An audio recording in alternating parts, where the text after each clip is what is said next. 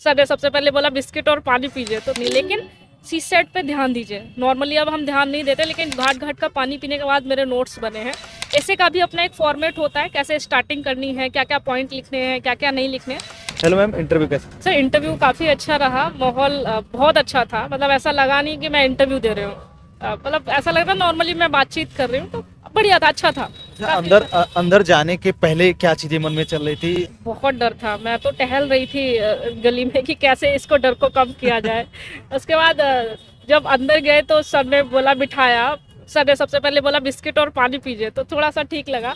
तो फिर उसके बाद हम आराम से बातचीत करते रहे, ऐसा नहीं लगा कि मैं इंटरव्यू दे रही हूँ। मैम, आपका नाम और अपने एजुकेशनल बैकग्राउंड? मेरा नाम दिशा है, मैंने बीएससी कर रखा है। उसके बाद मैंने एमए पॉलिटिकल साइंस से किया हुआ है प्राइवेट। यूपीपीसीएस के लिए आपका ये कौन सा अटेम्प्ट था? मेरा सर तीसरा अटेम्प्ट था ये, और सेकंड इंटरव्यू है सर। इसके पहले जब इंटरव्यू हुआ था तो मतलब क्या फाइनल सिलेक्शन हुआ था या क्या? नहीं सर, फाइनल सिलेक्शन नहीं हो पाया था मेरा, मेंस में कुछ मार्क्स कम रह गए थे। और बाकी इंटरव्यू वगैरह में कितने नंबर मिले थे, या फिर प्रीलिम्स के एग्जाम में कितने नंबर मिले थे? सर इंटरव्यू में मेरे मार्क्स 100 में से 50 आया था। सरी का बोर्ड था उस समय, तो मैं बहुत डरी हुई थी। पहला था तो मुझे लग रहा है कि 20 में से मैंने 18 में सॉरी बोला होगा। मैं तो सोची थी सर मुझे 30 नंबर देंगे, लेकिन सर ने मुझे फिर भी 50 दे दिए। ये बहुत बड़ी बात थी मेरे लिए।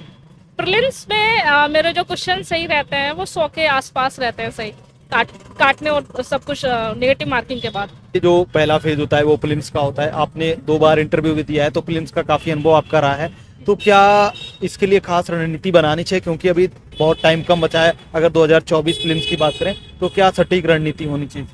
देखिए, सबसे सटीक जो रणनीति है, जो मुझे लगता है, सबसे पहले तो आप रिवीजन को प्राथमिकता दीजिए।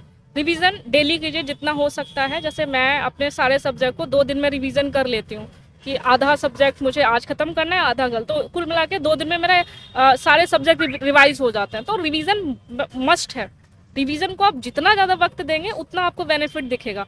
और दूसरा जो सबसे इम्पॉर्टेंट है कि आप प्रैक्टिस पे काम कीजिए। आप जो प्रैक्टिस दे रहे हैं, पेपर में प्रैक्टिस कर रहे हैं, आप कैसे क्वेश्चन को टैकल कर रहे हैं, कहाँ आप गलत कर रहे हैं, कहाँ आप सही कर रहे हैं, उस पर ज़्यादा काम कीजिए। ये 2 चीज़ों पर विशेष रूप से काम करने वाला है, और यही आपको सफलता भी दिलाएंगे।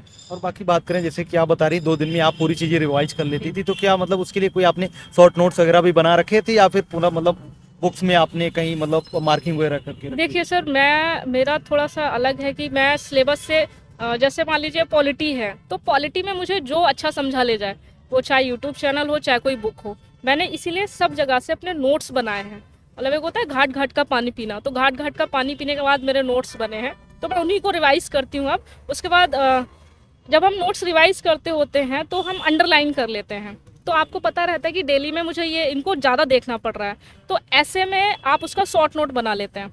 तो 2 प्रोसेस होती है, एक तो आप डेली रिवीजन कीजिए, उसके बाद फिर आपको पता लग जाएगा कि इनमें मुझे ज़्यादा वक्त लग रहा है, तो उनका शॉर्ट नोट बना सकते हैं। कि यहाँ पर करंट अफेयर की भी काफी ज्यादा वेटेज रहते हैं, क्वेश्चन वगैरह बहुत सारे पूछे जाते हैं, तो इसके लिए आप मतलब आपने क्या फॉलो किया था? डेली मतलब न्यूज़पेपर वगैरह पढ़ती थी या क्या चीज़ थी? सर देखिए, न्यूज़पेपर तो मैं नहीं पढ़ी, लेकिन मैं आपका जो क्रॉनिकल आता है पतली वाली, उसको मैंने हर महीने उसके नोट्स बनाए हैं। उसके बाद एग्ज़ाम के 1 महीने पहले आपका एक अर्धवार्षिक किया जाता है, तो मैं घटना सार का अर्धवार्षिक प्रेफर करती थी। तो इन दोनों के अलावा कुछ नहीं किया मैंने करंट के लिए, और काफ़ी अच्छे क्वेश्चन सॉल्व हो जाते हैं। कहने का मतलब है कम पढ़िए और रिवीजन पे फोकस ज़्यादा कीजिए। सर करंट अफेयर में बात करें तो मतलब 6 महीने का ज़्यादा पढ़ना इंपॉर्टेंट होता है, या फिर 1 साल का कंपाइलेशन जो आता है वो पढ़ें? देखिए, जैसे 24 का एग्जाम आ रहा है, तो 24 के एग्जाम से मैंने सितंबर से ही जो क्रॉनिकल की पत्रिका है उसके मैंने नोट्स बनाने शुरू कर दिए हैं।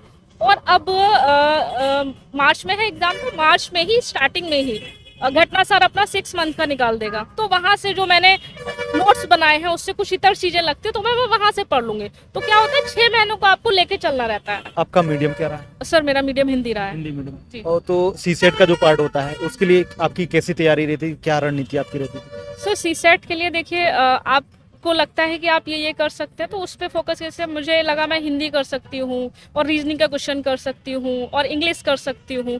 मैथ्स जिनको नहीं आती छोड़ के चलिए, लेकिन जो सब्जेक्ट आप कर सकते हैं उन पे अच्छी पकड़ बनाइए।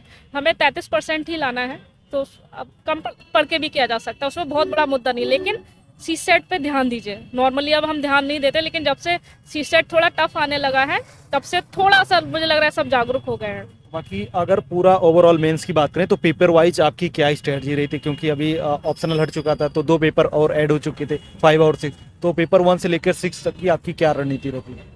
देखिए सर, मैंने मेंस का भी वैसे ही नोट्स बनाया, जैसे जो सिलेबस होता था उस सिलेबस का टू द पॉइंट मैंने, मुझे जो चैनल ले लीजिए या बुक से जो मुझे समझ में आया उसको मैंने टू द पॉइंट बनाया। बहुत ज़्यादा फिगर आउट किया कि मुझे एक ही बार में देखने से चीज़ें रिकॉल हो जाए, बहुत लेंथी नहीं लिखना है और कम पढ़ना है। मैं बार बार वही को, यूपी के लिए अच्छी बात यह है कि यूपी की परीक्षा बाड़ी हो गई और उससे मैंने मेंस का बहुत सी चीज़ें जो फैक्चुअल थी वो कवर की थी।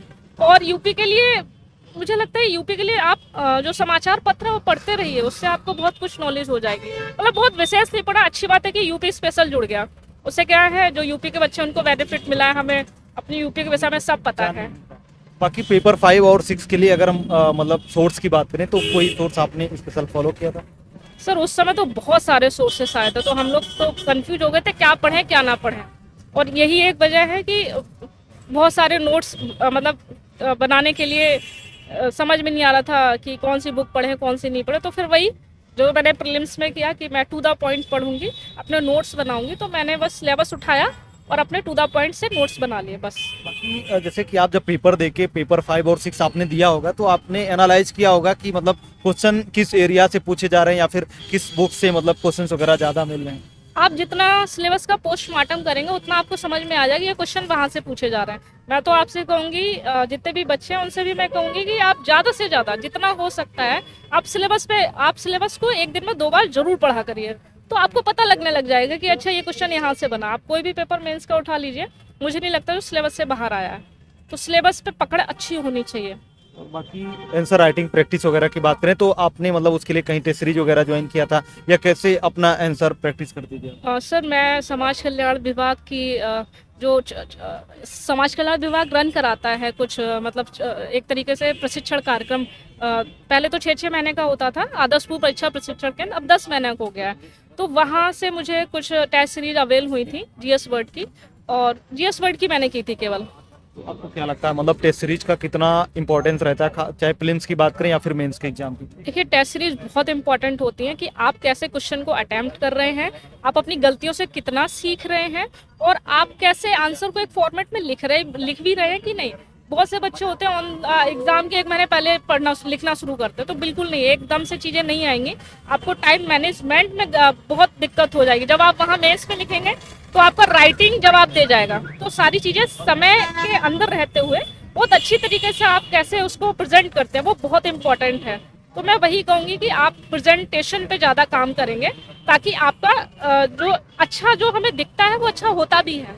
तो बस यही मैं कहूँगी, प्रेजेंटेशन पे ज़्यादा काम करें और एक फॉर्मेट में आंसर लिखें, कि ये नहीं कि आप बड़े बड़े पैरा लिख रहे हैं, कि नहीं, आप टू द पॉइंट लिखें, पॉइंट बनाएं, बहुत सारे फिगर बना सकते हैं और समझाएं जितना कम शब्दों में समझा सकते हैं। और हिंदी की बात करें तो हिंदी के लिए आपने क्या सोच रखा था, और इसके बाद एस्से का पेपर होता है उसके लिए आपने क्या सोच रखा? सर हिंदी के लिए मैंने अपनी मैम डॉक्टर निधि टंडन जी से, वो हमारे आदर्श में ही पढ़ाने आती थी, उनसे ही मैंने अपना गाइड, उन्होंने ही मुझे गाइड किया है और अभी भी गाइड करती रहती है वो, तो उनसे अच्छे संबंध हो गए हैं।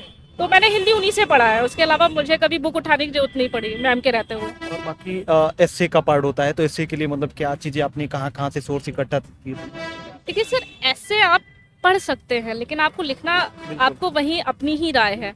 तो ऐसे में भी मुझे मैम ने ही लिखना सिखाया था कि आपके अपने व्यू होते हैं, वरना स्टार्टिंग में तो हम बुकिश लैंग्वेज लिखते हैं, आप कितना ही याद किया हुआ लिख सकते हैं। आप मेंस में जब लिख रहे होते हैं आपके पास सोचने का वक्त नहीं होता है, तो इसीलिए मैम ने मुझे लिखना सिखाया था एग्जैक्टली कैसे लिखा। तो ऐसे का भी अपना एक फॉर्मेट होता है, कैसे स्टार्टिंग करनी है, क्या क्या पॉइंट लिखने हैं, क्या क्या नहीं लिखने हैं, तो वो फॉर्मेट सीख के आप अपने व्यू लिखें तो ज़्यादा अच्छा है। मैम हमारे साथ बहुत सारे छात्र जुड़े हुए हैं जो कि कहीं ना कहीं पीसीएस यूपीएससी की तैयारी कर रहे हैं, तो उनके लिए कोई सजेशन या सुझाव आपका रहेगा? हाँ, मैं बिल्कुल कहूँगी भाई, आप रिवीजन को ज़्यादा वक्त दीजिए, जितना दे सकते हैं, और अपने नोट्स बना लीजिए। अगर आपने नहीं बनाए हैं, जहाँ से जो समझ में आए उसका आप अपना नोट्स बना सकते हैं, और प्रैक्टिस सेट जरूर लगाएं। उसमें प्रैक्टिस सेट को जब आप लगाने के बाद ज़्यादा से उसे हल करें, उसे कम से कम 3-4 घंटे दें। ऐसा नहीं कि आपने लगा दिया बस टिक कर दिया रख दिया, ये कतई मत कीजिएगा। भले आप हफ्ते में 1 लगाएं पर ईमानदारी से लगाएं उसका एनालिसिस ज़्यादा देर तक करें।